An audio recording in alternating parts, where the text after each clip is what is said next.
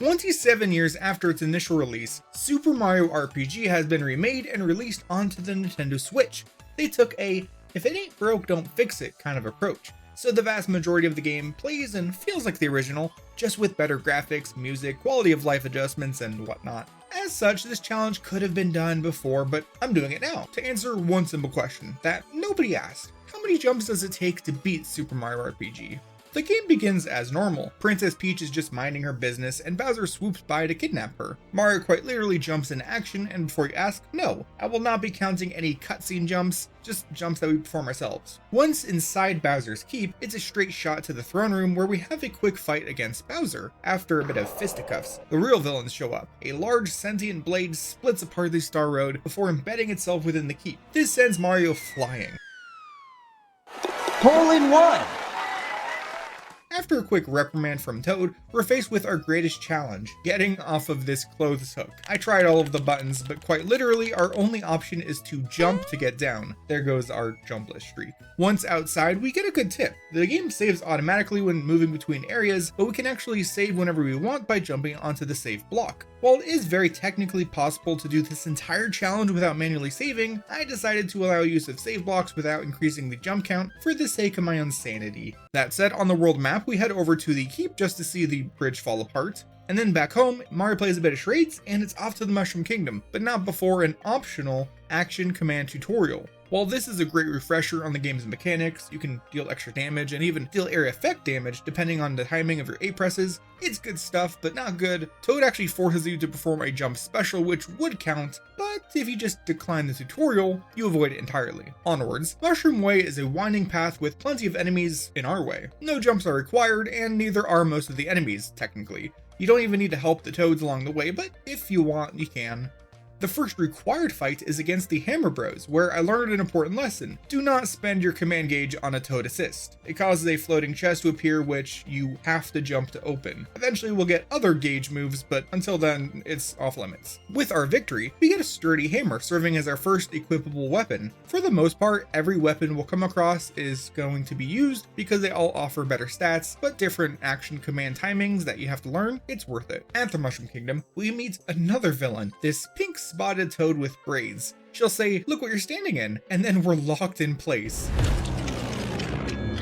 Gullible little Mario is forced to jump in place in response to her devious "made you look" prank. This forced me to quit and reload the game on the spot. Giving her a wide berth, it's onto the castle. In the throne room, Mario performs more charades for the Chancellor, who suggests that we stop by the cellar vault and grab some items to help on our journey. While this isn't required, I went and checked, and this was a mistake. The vault guard won't let you leave without collecting any items, but they're in floating chests that require jumps. Even worse, the game autosaves upon entering the vault, so I quite literally had to restart the game entirely to fix this blunder. Now you know why I allowed manual saving. Back again. When exiting the castle, we get treated to the first of many cutscenes which look great but feel oddly empty without voice acting.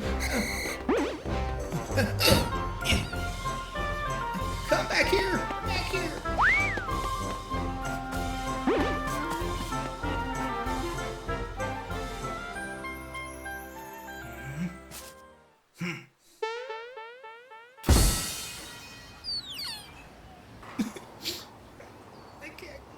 I can't cry. What am I gonna do?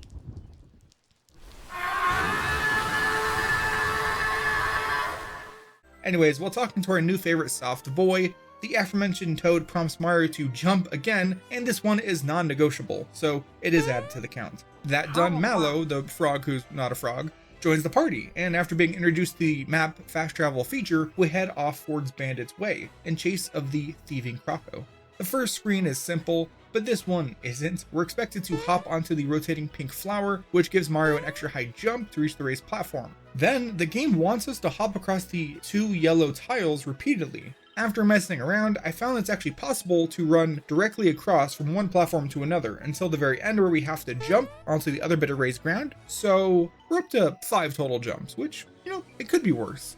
Thankfully, the remaining areas of Bandit's Way consists of flat ground, so it's easy to corner and beat up Croco. Afterwards, returning to Mushroom Kingdom yet again, we find it overrun with Shymores bouncing around on their pogo swords. They may be jumping, but we don't have to, so we'll fast forward a bit till we get to the throne room. Here we have a fight against Clay Morton and his bodyguards. Unlike some later fights, this is a pretty simple one. Mallow works well as a mage, and he starts with Thunderbolt, which hits all enemies. Without jumps, Mario can only deal fire damage with specials, so I mostly use him as a physical attacker. Since jumping is rarely relevant during combat, I'll only bring it up when we have especially difficult or interesting encounters. With our victory, we collect the first of 7 stars. Our next goal is to speak with Mallow's grandpa, which means traveling through Kero sewers. Assuming you don't get off the pipe after Mario cutscene jumps onto it, getting into the sewers is fine, but immediately we have an issue: water. There are no ramps out of water, so we're always expected to find a submerged platform and then jump out. What's worse, the resulting rooms are intentionally confusing, with more than one way to reach certain rooms, some via pipes, others via swimming. In this kind of situation, I spent a lot of time walking around the areas myself, and I consulted these maps of the SNES version made by Paradan. I can confirm that after frequent references back and forth to these maps, they're functionally identical to the Switch version, so they will be very helpful when coming up with the best routes. On that topic, here's what I came up with. We can use one jump to get out of the water and onto the pipe in the first screen. Then we have to carefully navigate over and jump onto this pipe, which takes us over here where we have some height to work with, so one jump is needed to get onto this ledge, letting us fall down onto this pipe. This takes us to the room with a green switch, requiring a 4th jump, draining the water from the previous areas. We can then fall off the ledge to go back to the pipe, walk along the newly emptied area, and jump into this last pipe, returning us to the green button room but higher. A 6th jump takes us into a pipe, dropping us in front of Bellome, the dog monster thing. He likes to apply Scarecrow Funk, which afflicts a Scarecrow status, preventing us from using basic attacks and items. It's silly, but keep this in mind, it will be on the test. Once Bellome flees, the floodgates are opened and we're washed out onto Midas River. In the first part of this minigame, we can use the B button to swim upstream, which I did a little bit to get some frog coins, but it's not really necessary. Next, we ride along on a barrel and we're expected to jump for coins and to avoid changing paths, but we could just let Mario get battered and bruised to let us reach Tadpole Pond Jumpless. Unfortunately, when the tadpole asks if it's true that Mario can hop better than a froggy, say the line! Mario! Even worse, we have to jump across every single tadpole to reach the Frog Sage's Island. And this is actually a scripted section where we manually jump, but can't land in the water or skip a tadpole. Good afternoon. Wait! You should respect your elders.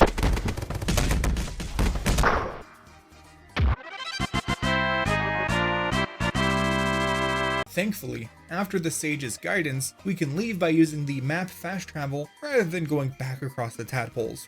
Roseway isn't too bad if you know where to go. We just have to jump onto the first tile and then patiently and carefully transfer tiles until we get to the north path, and then jump one more time onto this tile and make our way over to the southeast path, which results in a flat walk over to witness Bowser leading his troops back towards the keep. Next, we find Rosetown under siege from paralyzing arrows. We're gonna ignore all this and head into the inn, where we find a boy named Gaz playing with Mario, Peach, and Bowser dolls. After straight up lying about my identity, he pulls out a Geno doll and quite literally knocks Mario unconscious using projectiles.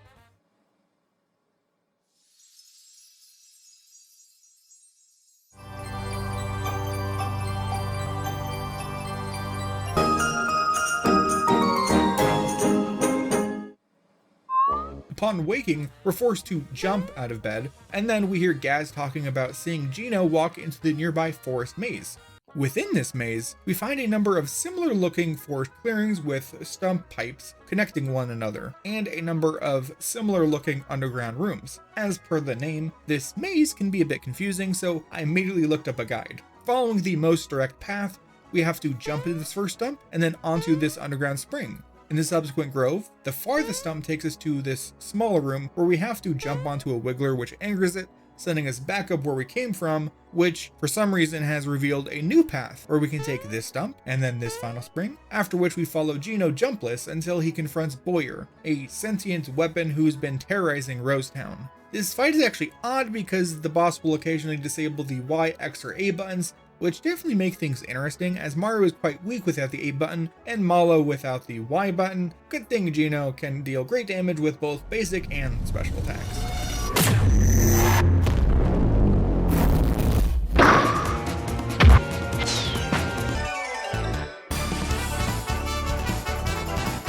Afterwards, Gino confirms his star-based origins and goal, and joins the party as we head towards Moleville. At the edge of town, we catch sight of Bowser and his dwindling forces discussing their current predicament.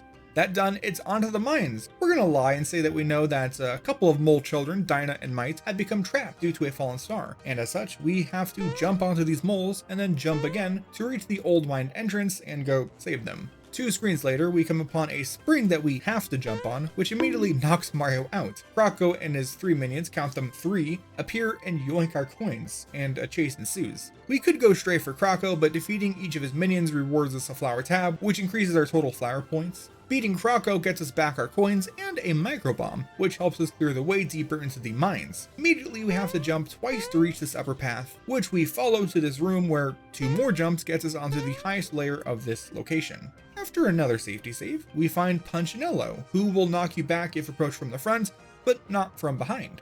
Not much to say about this fight aside from the fact that this was the first time I used our new triple gauge move, Star Riders.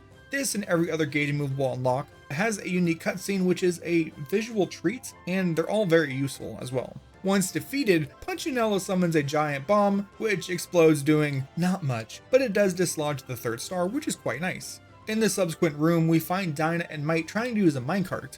Mario gives it a push, and then we're along for a minigame ride back to Moleville. This has 2 sections, and you're expected to jump a bunch, but you could just not do that. Our job here done, we follow a group of Sniffets to Booster Pass. This is a mountainous path with plenty of rocky changes in elevation, but we only have to traverse 2 areas. In the first one, 4 jumps gets us to the screen transition, and then 3 jumps gets us to the exit. Next, Booster Tower starts out strong.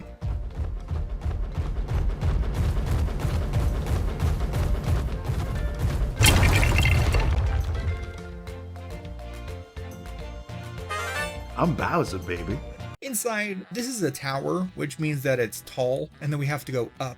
There are no elevators, handrails, ramps, stairs, just a bunch of checkerboard platforms of increasing altitude. Rather than discuss every single jump needed, let me quickly show you.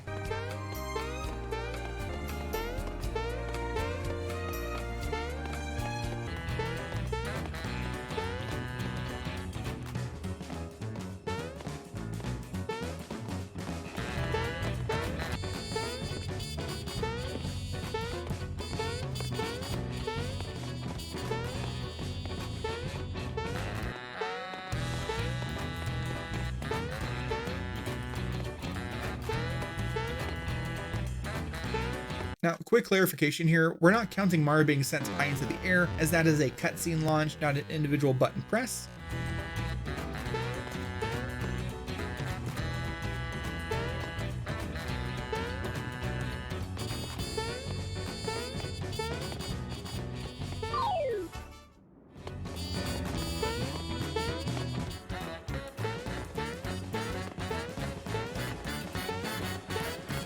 We've more than doubled the rest of the game so far with this single location. Thanks, Booster, I hate it here.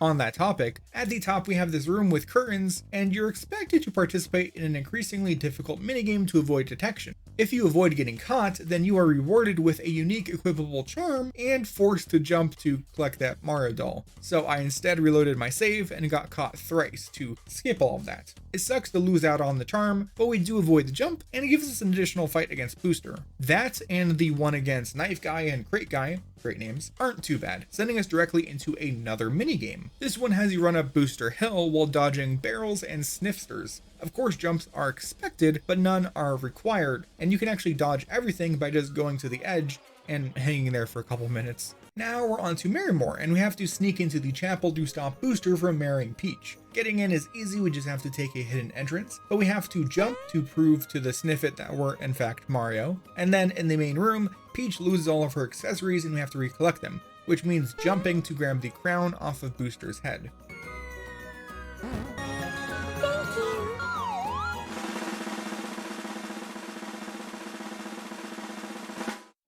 From here, it's a bunch of Jumpless combat against Chef Torte, his apprentice, their weirdly sentient cake, and it's back to Mushroom Kingdom for us. Keep in mind that Toad is still looking to prank us, so stay far, far away. Peach. Yeah! Oh, no!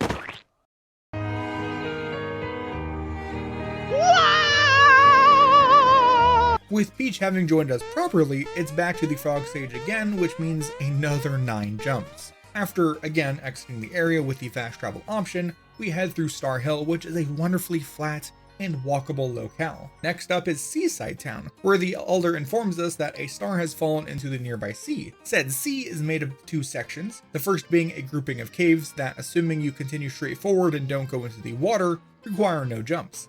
Once reaching the sea itself, we do have to jump to get into the pipe, dropping us into the sunken ship. This is the other larger section of the sea, and it can be quite daunting if you don't know what's going on.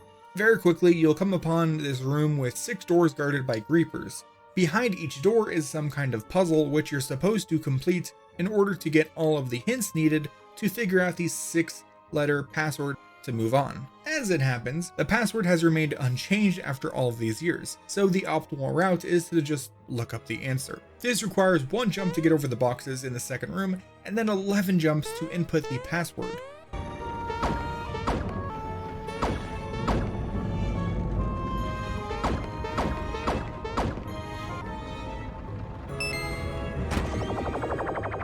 After defeating King Calamari, we have to jump twice to reach this upper path, which we follow past some rats and launchers, down some stairs and through a few more rooms to a handy save block. Using the stairs, we can walk atop these blocks and continue on through 2 rooms and then a submerged staircase, and then we have to jump 6 times to scale some barrels and exit the water. At last, we face off against good old Jonathan Johnny Jones, who graciously accepts defeat and hands over the star piece.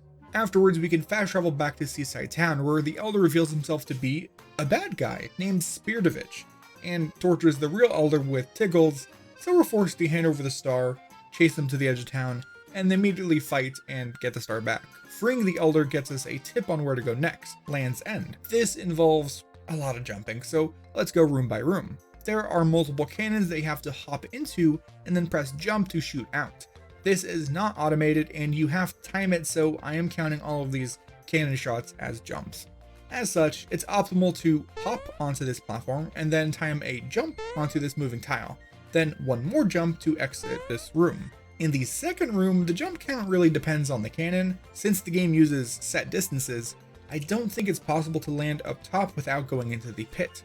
There is also a hidden tile, but you can only reveal it from jumping from below, so using it to avoid the cannon wouldn't save any jumps. As such, we have to jump onto the rock, into the cannon, out of the cannon, and then out of this pit. In the third room, we're forced to do it entirely as intended. If you fall from the top platforms, your only option is to take the single stationary cannon back. That said, you could also use it to launch Mario off the edge. Technically, I'm not sure why they made that a thing.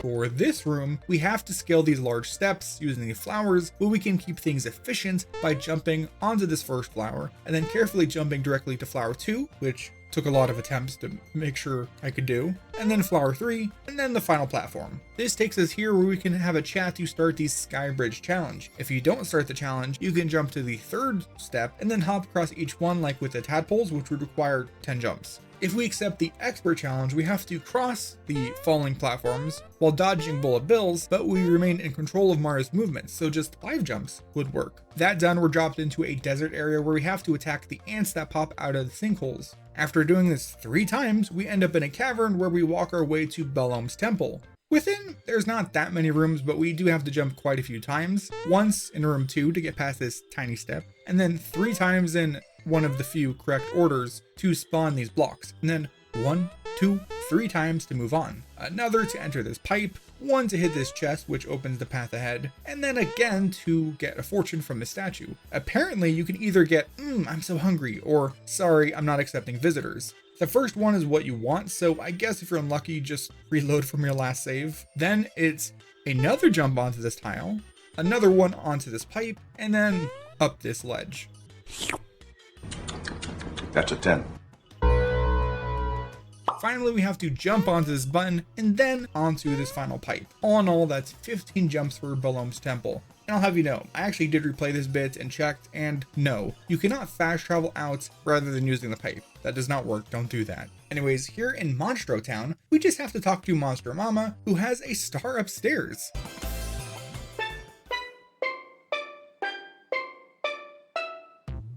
That's cute, but not what we're looking for. Talking to Monster Mama again, she introduces us to Sergeant Flutter and his paratroopers who will help us reach Bean Valley. To get there, we need to fast travel back to the temple's entrance, unlock this spring for 100 coins, and then jump onto it, and then jump 3 times to get up these rocks, and then 1 more time to get onto the first Koopa. In this minigame, you're expected to go fast, which means jumping, but you could just as easily wait and carefully walk across each new turtle. At the top, we have to jump twice more, and boom, it's Legume Land.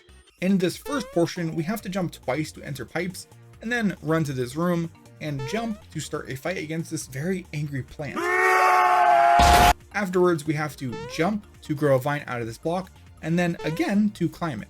I should note that at the top of each vine we'll be climbing, Mario does a little hop. I'm considering these cutscene jumps because we don't press a button to do it. Also, as we travel up, it's important to note that some vines can be climbed by walking into them.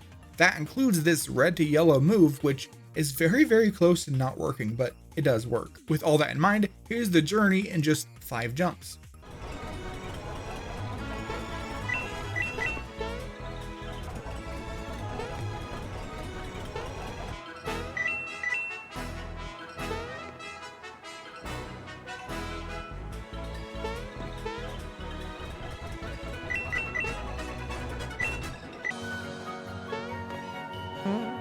Nimbus Land has a lot of Jumpless plot, so we'll speed through it. This is actually the home of Mello, who is not a toad.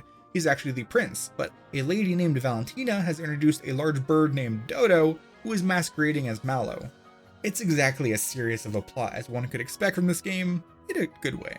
To sneak inside, we're disguised as a golden statue, and this results in a kind of minigame where we're expected to jump to avoid getting pecked, and thus found out. Much like the earlier booster curtain scenario, it's better to get caught and take the fight rather than jump. From there, we just have to fight our way through the very accessible castle until we chase our 2 villains right out into the open air, dropping us right beside the entrance to the spa. We need to get back to town, which of course we can do jumpless using the fast travel option. From there, it's another fight, a tearful reunion, and then we're off towards the spa again. This time we're let in, and we want to ignore the water, it's a trap, and instead walk directly off the edge towards Barrel Volcano.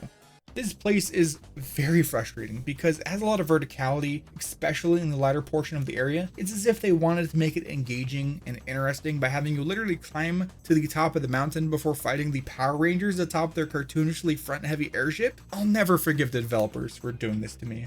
Anyways, we're gonna run through all of the required jumps in a montage. It'll save us both some time.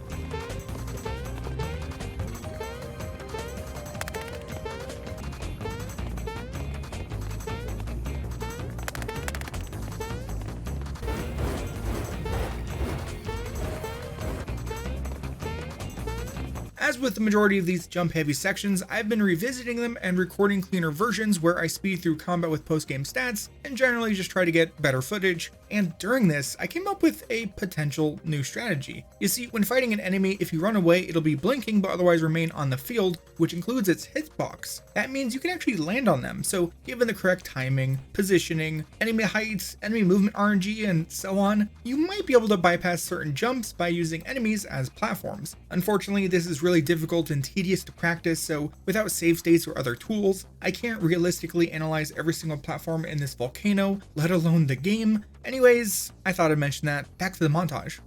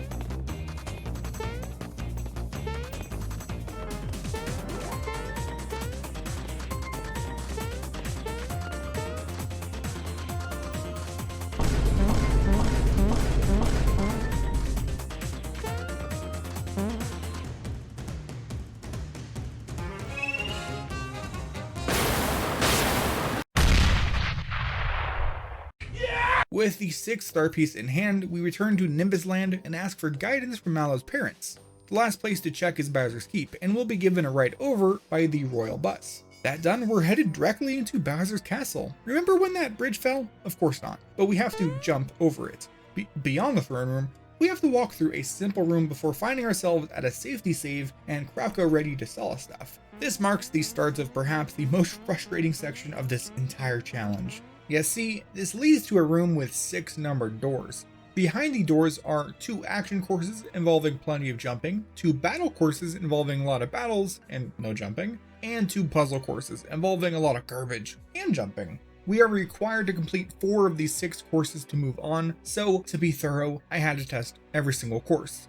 Both battle courses take place in 3 straight flat hallways, so no jumps are needed. That's cool. Action Course 1, as it's labeled on the maps I'm using, starts with a narrow room where we have to hop across moving platforms with a tall stone section limiting how much height we have to work with. Following the movement displayed on screen, I was able to clear this room in just 3 jumps, which is definitely less than intended. The second room seems daunting, but it's pretty easy. Just hop onto the ball and roll it over to the end of the room where we have to jump off and move through the door. In this last room, we have to repeatedly jump to swap platforms, causing them to alternate positions all the way towards the goal, and I think like maybe 9 jumps? So overall this course would require 14 jumps. Action Course 2 also starts with a lava room, but this one just has multiple enemies that run and jump along an invisible path, lighting it up briefly on each landing. We can walk our way to the end just fine. For the second room, we're expected to hop onto the first moving platform, but we can actually rub against it and fall into the lava, which will make the game respawn us atop the platform. Then we just carefully walk across platforms until reaching the next door, which leads to Donkey Kong, barrel dodging and all. At minimum, we'd have to jump 8 times to scale the floor layers, but the barrels do make things tricky, so I just tried and retried until I confirmed that you can totally get to the top without jumping over a single barrel, just sidestep, hide, and go fast, meaning this course requires 8 jumps. Puzzle Course 1 begins with a coin counting minigame against Dr. Topper after you've jumped onto the yellow tile. There are 21 coins in the box, and you have to remove 1 to 4 coins at a time by jumping, pressing A if you want to stop early. The goal is to make Dr. Topper grab the last coin. I have no clue how he's actually coded, but if he randomly picks a number each time regardless of how many are left, then I guess it's technically possible to win if he grabs 4 coins every single turn, which feels like a statistical anomaly. In this dream scenario, I guess you would have to jump 5 times. Still very much depending on the game's code. It could also take 20 turns, but that probably wouldn't happen. That said, I jumped 7 times on one, so that's what I'm writing down for room 1. In the second room, we have a button puzzle where pressing one button also changes the states of each cardinally adjacent button. The amount of buttons and layouts vary, but I've seen these called lights out puzzles on the internet. This one's pretty simple, we just have to jump 4 times on these spots. Lastly, you gotta kick some ball around. No jumps are needed, but fun fact, this uses the same concept as Peg Solitaire, which was first mentioned in print back in 1697, so that's neat. All in all, that means this course would take about 12 jumps. Last and definitely least, Puzzle Course 2 has you jump onto the yellow tile, kicking off a frustrating 12-question quiz. Do you remember when I mentioned Johnny the Shark's full name, or how many identical minions Krauko had, or even the Marrymore chef's name? I sure hope so, because it's quite literally on the test, and I didn't study, so I cheated and looked up the answers and was still forced to memorize almost every single one because you're only given 5 seconds to pick an answer, and there are 37 possible questions. I failed a lot, and if that wasn't bad enough, after succeeding, you're whisked onto a room where you have to count barrels. Apparently there is a trick to it. Certain rows always have a fixed number of barrels, but I didn't know that. So I took Switch screenshots and went and counted and still somehow got it wrong multiple times. Like, I came here to count jumps, not barrels. Finally, the last room has no time limit. It's just a logic puzzle where you have to piece together which characters finished an unseen race based on their testimonies. Whatever, I got it done. This course takes just 1 jump, so of course it is required, which brings our total up to 257 jumps so far. That done, we fall to a save block and walk upon flat ground and directly through Boomer the Samurai. Immediately after, we're flung into a fight against Exor, that big ol' talking sword. Turns out he's not the final boss, but instead the final area, because once defeated we jump into his dimensional portal of a mouth.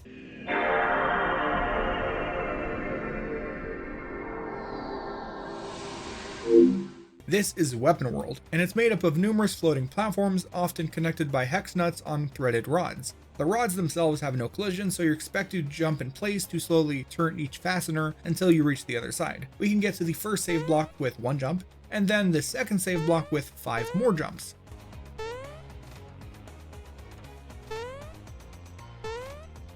The subsequent room requires another 5 jumps. I tried walking across the center gap, but it's just too far.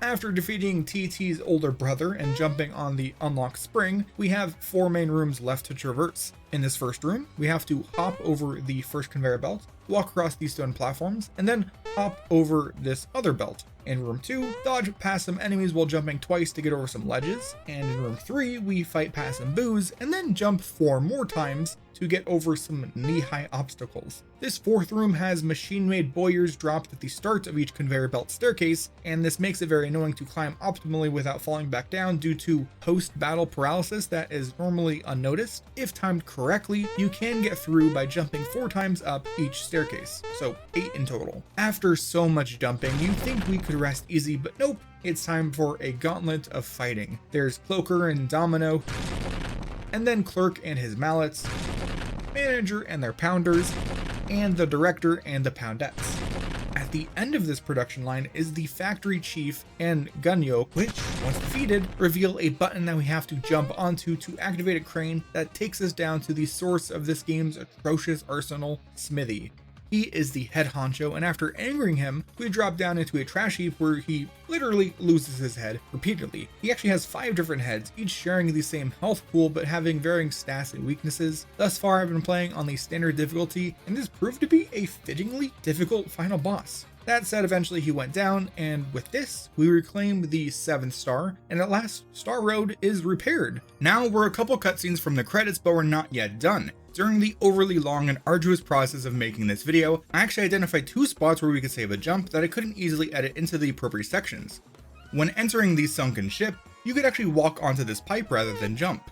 And during Barrel Volcano, in the room after Corkpitite, you can skip a jump that, with hindsight, I shouldn't have used. I'm sure we could eliminate even more jumps using strategies, glitches, or exploits yet to be discovered or that I just don't know about, but we'll call this good enough. At last, I can finally answer the question that nobody asked. It takes 284 jumps to beat Super Mario RPG.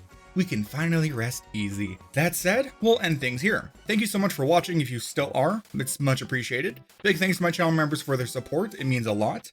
If you enjoyed this video, why not leave a like, maybe subscribe, and check out some of my other videos. I have challenge videos for Paper Mario Origami King, Luigi's Mansion 3, all kinds of stuff. That's it for this one.